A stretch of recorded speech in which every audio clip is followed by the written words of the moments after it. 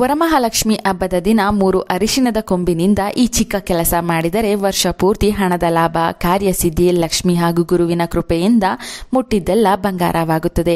ಮುತ್ತೈದೆಯರು ಮನೆಗೆ ಬಂದಾಗ ಯಾವ ತಪ್ಪನ್ನು ಮಾಡಬಾರದು.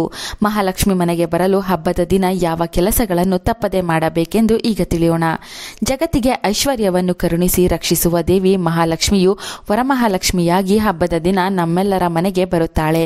ಆ ಪರಮ ಪವಿತ್ರವಾದ ದಿನದಂದು ಕೆಲವು ತಪ್ಪುಗಳನ್ನು ನಾವು ಮಾಡಬಾರದು. ಲಕ್ಷ್ಮಿಗೆ ಪ್ರಿಯವಾಗುವಂತೆ ನಾವು ನಡೆದುಕೊಂಡರೆ ವರ್ಷ ಪೂರ್ತಿ ದೇವಿ ನಮ್ಮನ್ನು ರಕ್ಷಿಸಿ ಸಕಲ ಸಂಪದಗಳನ್ನು ನೀಡುತ್ತಾಳೆ. ವರಮಹಾಲಕ್ಷ್ಮಿ ವ್ರತದ ದಿನ ಸಂಭ್ರಮ ಸಡಗರದಿಂದ ದೇವಿಗೆ ಅಲಂಕಾರ ಮಾಡಿ ಮನೆ ಮಂದಿಯೆಲ್ಲ ಹೊಸ ವಸ್ತ್ರ ತೊಟ್ಟು ಮನೆಯನ್ನು ಕೂಡ ಶೃಂಗಾರ ಮಾಡಿ ಆಕೆಯ ಆಗಮನಕ್ಕೆ ಕಾಯುತ್ತೇವೆ. ಆ ದಿನ ಮನೆಗೆ ಮಹಾಲಕ್ಷ್ಮಿ ಯಾವ ರೂಪದಲ್ಲಾದರೂ ಸುಂದರ ಹೆಜ್ಜೆಗಳನ್ನು ಇಡುತ್ತಾ ಬರಬಹುದು. ಆದ್ದರಿಂದ ಮನೆಗೆ ಮುತ್ತೈದೆಯರು ಅರಿಶಿನ ಕುಂಕುಮಕ್ಕೆ ಬಂದಾಗ ಅವರನ್ನು ವಿನಯದಿಂದ ಸ್ವಾಗತಿಸಿ ಕೂರಿಸಿ ಅವರ 2 ಕಾಲುಗಳಿಗೆ ನಿಮ್ಮ ಕೈನಿಂದ ಅರಿಶಿನ ಹಚ್ಚಿ ಪಾದ ಮುಟ್ಟಿ ನಮಸ್ಕಾರ ಮಾಡಿಕೊಳ್ಳಬೇಕು. ಅವರ ಪಾದಗಳಿಗೆ ಅರಿಶಿನ ಹಚ್ಚಿ ನಮಸ್ಕಾರ ಮಾಡಿದ ಮೇಲೆ ಸ್ವಲ್ಪ ಅಕ್ಷತೆಯನ್ನು ಕೊಟ್ಟು ತಲೆ ಮೇಲೆ ಹಾಕಿಸಿಕೊಳ್ಳಬೇಕು.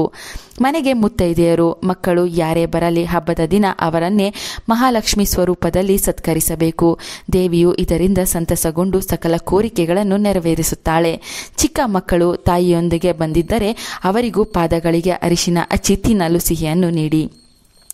ಇನ್ನು ಈ ದಿನ 3 ಅರಿಶಿಣದ ಕೊಂಬಿನಿಂದ ಹೀಗೆ ಮಾಡಿದರೆ ವರ್ಷ ಪೂರ್ತಿ ಹಣದ ಸಮಸ್ಯೆಗಳು ಬರೋದಿಲ್ಲ.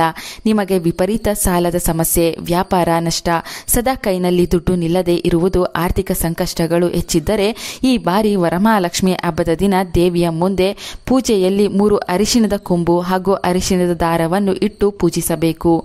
ಪೂಜೆ ಎಲ್ಲ ಆದ ಮೇಲೆ ಆ 3 ಅರಿಶಿಣದ ಕೊಂಬನ್ನು ಅರಿಶಿಣದ ದಾರದ ಸಹಾಯದಿಂದ ಒಂದರ ಪಕ್ಕ ಒಂದು ಕಟ್ಟಬೇಕು. ನೀವು ಅರಿಶಿಣದ ಕೊಂಬನ್ನು ದಾರಕ್ಕೆ ಕಟ್ಟಬೇಕಾದರೆ ವರಮಹಾಲಕ್ಷ್ಮಿ ದೇವಿಗೆ ಬೇಡಿಕೊಳ್ಳಬೇಕು. ನಿಮ್ಮ ಕುಟುಂಬದಲ್ಲಿ ಪ್ರತಿ ಹಣದ ಸಮಸ್ಯೆಗಳು, ಹಣದ ನಷ್ಟಗಳು, ಸಾಲದ ಸುಳಿ ಎಲ್ಲ ಕಳೆದು ಅದೃಷ್ಟ ಸಿಗಬೇಕು ಎಂದು ಕೇಳಿಕೊಳ್ಳಬೇಕು. ನಂತರ ಆ ಅರಿಶಿಣದ ಕೊಂಬನ್ನು ಅರಿಶಿಣದ ದಾರಕ್ಕೆ ಕಟ್ಟಿ ಪ್ರಾರ್ಥನೆ ಮಾಡಿದ ಮೇಲೆ ನೀವು ಮನೆಯಲ್ಲಿ ದುಡ್ಡು ಇಡುವ ಜಾಗದಲ್ಲಿ ಇಡಬೇಕು. ವ್ಯಾಪಾರಸ್ಥರು ಅಂಗಡಿಯಲ್ಲಿ ಇಟ್ಟುಕೊಳ್ಳಬಹುದು. ಮಹಿಳೆಯರು ಏನಾದರೂ ವ್ಯಾಪಾರ ವ್ಯವಹಾರ ಮಾಡುತ್ತಿದ್ದರೆ ಬ್ಯಾಗ್ನಲ್ಲಿ ಇಟ್ಟುಕೊಳ್ಳಬೇಕು. ವರಮಹಾಲಕ್ಷ್ಮಿ ವ್ರತದ ದಿನ ಈ ಕೆಲಸ ಮಾಡುವುದರಿಂದ ಅರಿಶಿಣದ ಕೊಂಬಿನಿಂದ ವಿಶೇಷ ಶಕ್ತಿಯು ನಿಮ್ಮನ್ನು ಕಷ್ಟ ಕಾಲದಲ್ಲಿ ರಕ್ಷಿಸುತ್ತದೆ. ಗುರುವಿನ ಸಂಖ್ಯೆ 3.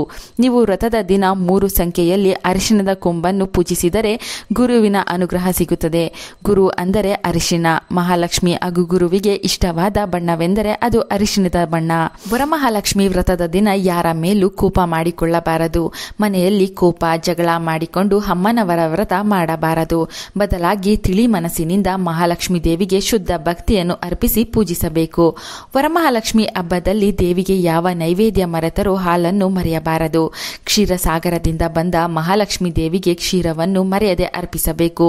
ಹಾಲಿಗೆ ಸಕ್ಕರೆ ಹಾಕಿ ಸ್ವಲ್ಪ ಜೇನುತುಪ್ಪ ಬೆರೆಸಿ ಇಟ್ಟರೆ ಆ ತಾಯಿ ಎಷ್ಟೋ ಸಂತಸಗೊಂಡು ಕುಟುಂಬಕ್ಕೆ ಹರಸುತ್ತಾಳೆ. ಹಾಲನ್ನು ಇಡುವುದರ ಜೊತೆ ಹಾಲಿನಿಂದ ಮಾಡಿದ ಸಿಹಿ ಪದಾರ್ಥಗಳನ್ನು ದೇವಿಗೆ ನೈವೇದ್ಯವಾಗಿಡಿ. ವರಮಹಾಲಕ್ಷ್ಮಿ ಹಬ್ಬದಲ್ಲಿ ದೇವಿಯನ್ನು ಉತ್ತರಾಭಿಮುಖವಾಗಿ ಕೂರಿಸಬೇಕು. ದಕ್ಷಿಣ ದಿಕ್ಕಿಗೆ ಮಾತ್ರ ಕೂರಿಸಬಾರದು. ಉತ್ತರಕ್ಕೆ ಮುಖ ಮಾಡಿ ಕೂರಿಸಲು ಸಾಧ್ಯವಾಗದಿದ್ದರೆ ಮಾತ್ರ ಪೂರ್ವ ಪಶ್ಚಿಮಕ್ಕೆ ಮುಖ ಮಾಡಿ ಕೂರಿಸಬಹುದು.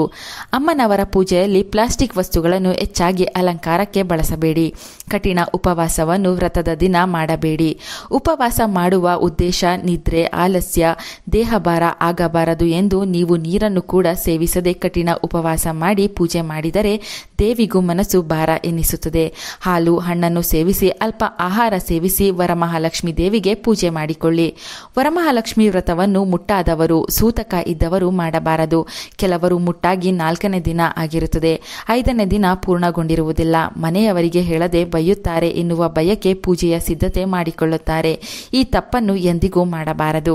ಮುಟ್ಟಾಗಿ 5 ದಿನ ಆಗಿ ಸಂಪೂರ್ಣ ನಿಂತಿದ್ದರೆ ಮಾತ್ರ ಪೂಜೆ ಮಾಡಬಹುದು.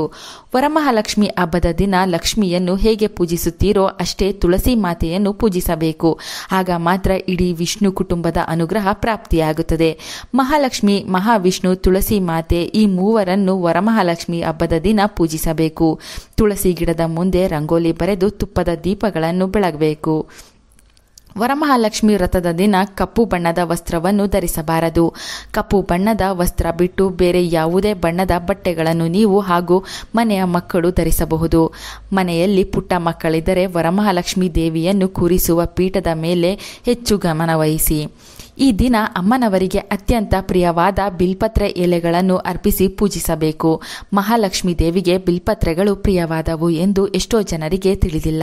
ವರಮಹಾಲಕ್ಷ್ಮಿ ವ್ರತದ ದಿನ ಬಿಲ್ಪತ್ರೆ ಎಲೆಗಳಿಂದ ಲಕ್ಷ್ಮೀ ದೇವಿ ಪೂಜೆ ಮಾಡುತ್ತಾ ಅಷ್ಟೋತ್ತರ ಹೇಳಿಕೊಂಡರೆ ಪೂಜೆಯ ಫಲ ಮತ್ತಷ್ಟು ಹೆಚ್ಚುತ್ತದೆ. ವರಮಹಾಲಕ್ಷ್ಮಿ ಹಬ್ಬದ ದಿನ ಮುಕ್ಕೋಟಿ ದೇವತೆಗಳ ಸ್ವರೂಪವಾದ ಗೋಮಾತೆಗೆ ಮರೆಯದೆ ಪೂಜೆ ಮಾಡಿ. ಮನೆ ಮಂದಿಯೆಲ್ಲ ಒಟ್ಟಿಗೆ ಸಮೀಪದ ದೇಗುಲಗಳಿಗೆ ಹೋಗಿ ದೇವತಾ ದರ್ಶನ ಮಾಡಿ ಬನ್ನಿ. ಕೆಲಸದ ಒತ್ತಡಗಳಿಂದ ದೇಗುಲಗಳಿಗೆ ಹೋಗಲು ಸಾಧ್ಯವಾಗದೆ ನಾನಾ ಕಷ್ಟಗಳಿಂದ ಪಾರಾಗಲು ಕೂಡ ಕಷ್ಟವಾಗುತ್ತಿರುತ್ತದೆ. ಹಬ್ಬದ ದಿನ ದೇವರ ದರ್ಶನ ಮಾಡಿದರೆ ದೃಷ್ಟಿದೋಷ, ನಾನಾ ಕಷ್ಟಗಳು ಕೂಡ ದೂರವಾಗಿ ದೈವಬಲ ಪ್ರಾಪ್ತಿಯಾಗುತ್ತದೆ.